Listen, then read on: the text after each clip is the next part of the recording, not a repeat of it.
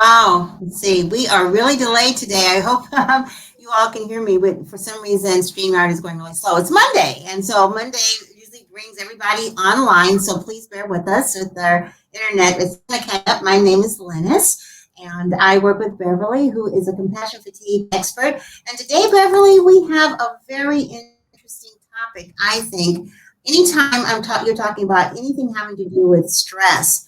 I'm particularly interested in as a holistic wellness and living expert. Many women I deal with have a lot of stress. So I'm very interested to see what you have to say today. And our topic today is basically what to do when you have a lot of toxic stress. And you say releasing, the importance of releasing that. So take it away. Good morning, Lennis, and good morning, everyone. Happy to be back with you. Hope that the week ahead is a pleasant week for you. I know there's going to be some stress involved, but my policy and my hopeful inspiration, the importance of releasing and rebooting and recharging yourself every day, so that we don't allow such an accumulative effect, compounded effect, and exacerbated effect of the stress we face. So that's what we're going to talk about. What to do, though, with the cumulative toxic stress, because stress is coming at us all the time. My story with this begins back many years ago when I was returning from Vietnam with post-traumatic stress disorder. I was a readjustment counseling therapist for them. And I learned so much listening to them, observing them, struggling with them. I learned a lot about the destruction that can happen in the lives of people who suppress traumatic events in their life, their life experiences. In fact, the number of lives lost on American soil post that war almost surpassed the losses that happened on the battlefields. And that is because the veterans, men and women, could not or would not talk about and release the horrors that they saw and they experienced. And remember the science, though, the body remembers, though, and it keeps the score. So all that they suppress still had opportunity to impact them, affect them in all kinds of negative ways. It did not take long, though, before I could recognize aspects of this in the fields of human services and in the lives of caregivers as well, where the helper suppress distressing experiences in their work and in their service. And that too resulted in toxic stress buildup that negatively impacted their lives as well. There's many aspects of that, many features, many causations of that, but I wanted to focus just on one thing that I think we all could recognize to make sense of what could happen here. A lot of people would say when I'm talking to them in my role as a person who helps the helper that they compartmentalize.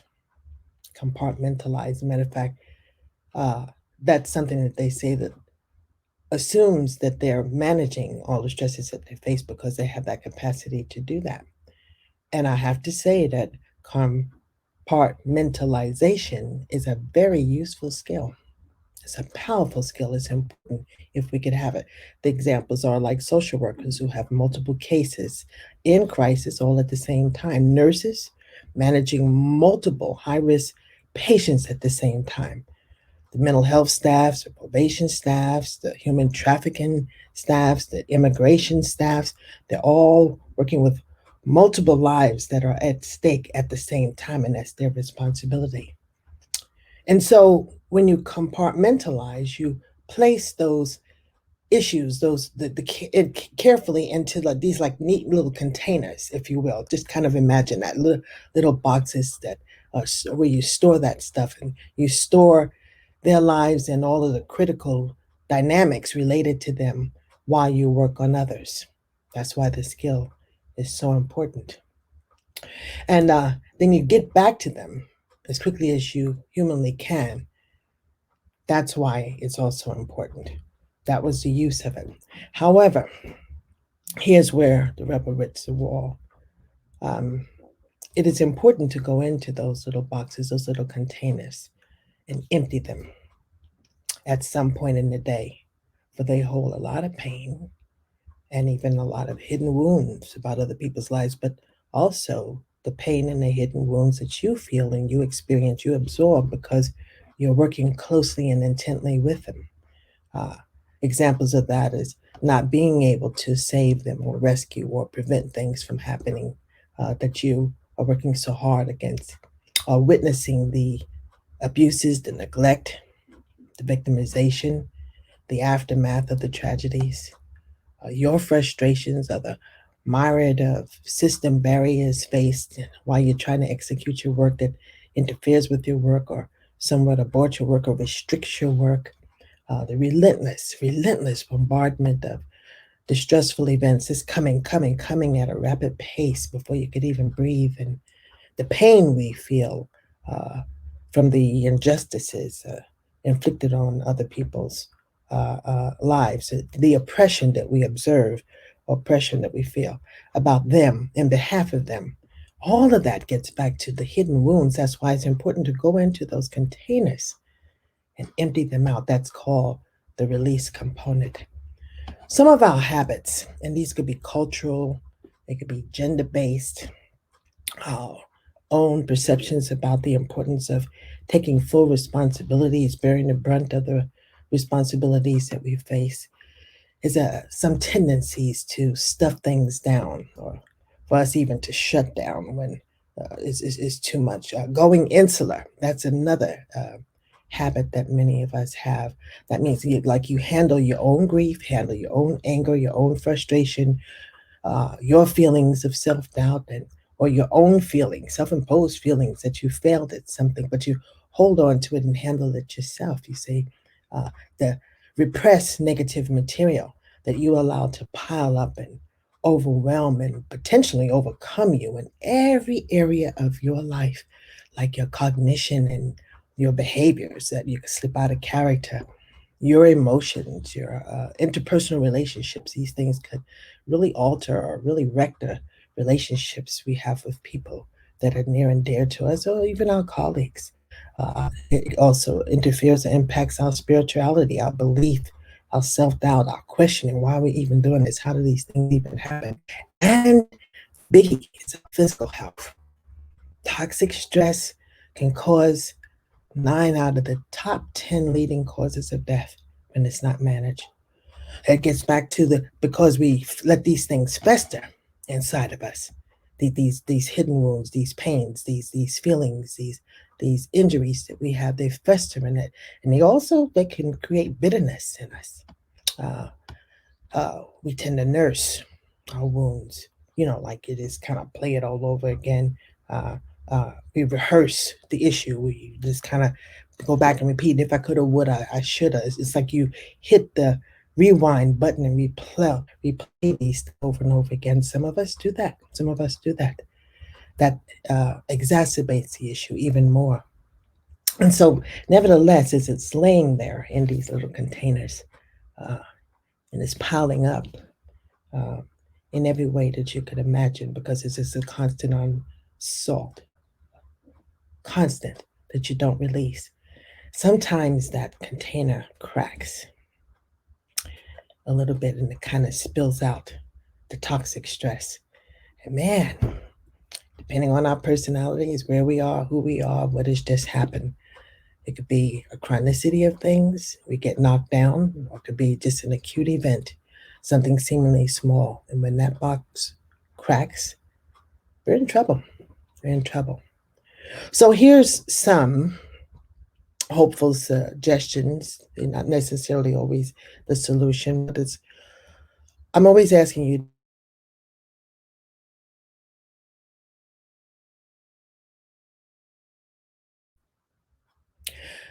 to remember to release, reboot, and recharge. The importance of debriefing with somebody, these many little debriefs, to say this happened and I feel, and this hit me and I feel, I'm upset with this and I'm experiencing this, but do a little debrief. Remember to process and integrate. Whenever there's an emotion somewhere in the body, there's a sensation. The stressor is to activate the five senses.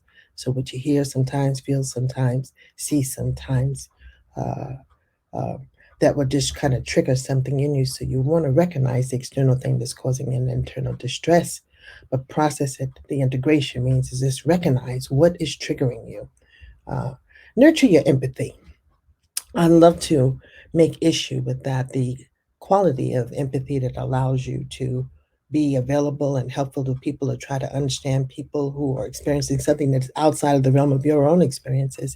That's a powerful, beautiful quality to have. Uh, but because you care, see, empathy is a two-edged sword. It gets to hurt you. So recognize that you kind of open up yourself to be helpful. Now do something to nurture and heal yourself as well. Honor your vulnerability. Recognize that no matter how powerful and dynamic you are, how strong you are as a person, how much fortitude you have, how much constitution you have as a person, that we're in bodies that could be fractured, that could be injured, that could be hurt, and so can our minds be injured by things. Honor your humanity. Again, because you care. It is okay not to feel okay. It's realistic to be injured, to be upset by something because you care, because you're human. Group support is an important thing too. That's one of the things I really appreciated as powerful work with the veterans when I was working with them. The one-on-one sessions, they were fruitful. They were very, very beneficial. But when I saw those veterans or any other subsequent groups I had over the years working with abused and neglected people, is something powerful about talking to people and sharing experiences and realizing a commonality. The commonality is saying that you're not alone in this. This didn't only happen to you just because something about you, but it is common and other people have experienced that, and that's been a help to people. Accountability partners are really, really important for us to have mutual support with somebody who just gets us. Just gets us is one of the things I adore about my friend Ray, my best friend. Is this, I don't have to say much. He just knows, and he doesn't have to say much. I just know we could almost finish each other's sentences, but there's a release opportunity. There's this powerful when you have that person. But here's another thing about accountability partners. These are the people who let you know that you're doing too much long before you realize that you're doing so much. So recognize that. And then having your therapeutic community. I want to always say that again to activate the right brain hemisphere to get that kind of chemistry going. Uh, the therapeutic community, again, people who lift you, don't let you isolate. They hold you to your self care. They uphold your resilience, and you get together with them like I do with Ray, and we laugh, we cry, we even have some full letter therapy. We cuss together, and then the weight of the world is kind of lifted. It's kind of lifted. But the main thing we do is laugh together. We enjoy together. We appreciate together. We support each other together. Get your people that are important to you, that play that role for you, fulfill that role for you. So that's basically what I wanted to say. I wanted to talk about the importance of releasing, with you appreciating the fact that toxic stress does accumulate, it does pile up, and it does take care of a toll. Remember always that when you don't manage the stress, it will surely manage you. So release. And that's what I wanted to say for today.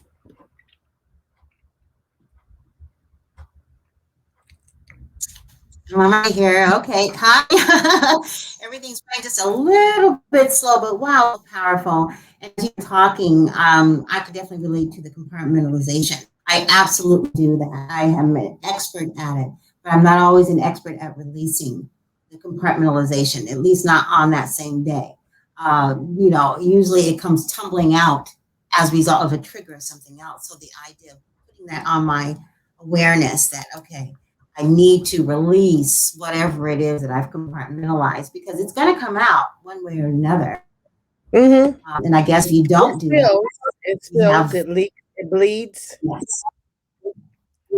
Mhm. So that's very valuable. And for those of you who want to find out more about this topic and the other things that Beverly talks about, please go to wellnessreset.net and check out her website. It will also lead you to all of her other videos of wisdom on how to calm compassion fatigue.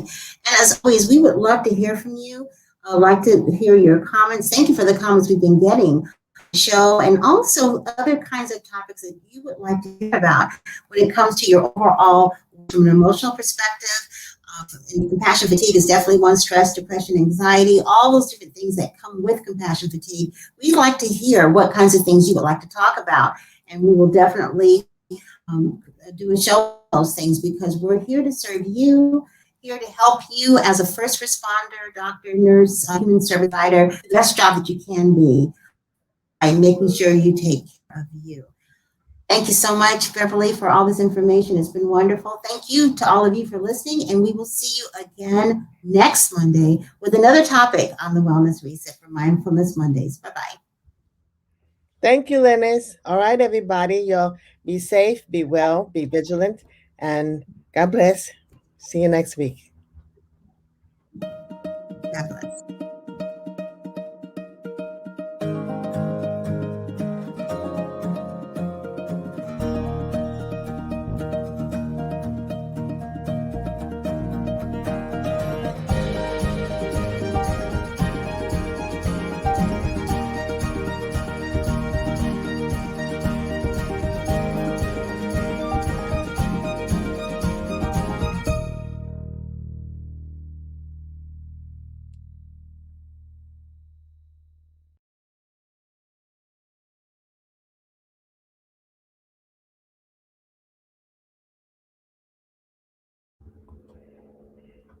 Hey, you're still live.